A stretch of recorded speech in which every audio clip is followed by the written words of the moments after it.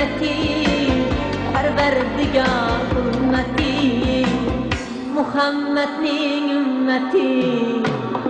Anacanin nazlı kal, validen razı kal.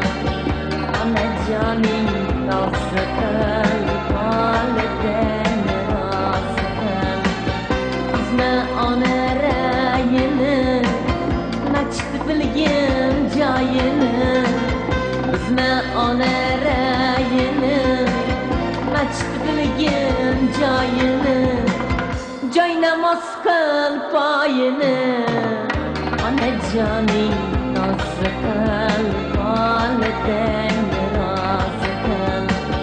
Joy namaz kıl payını, anacanin nazlı kıl, validen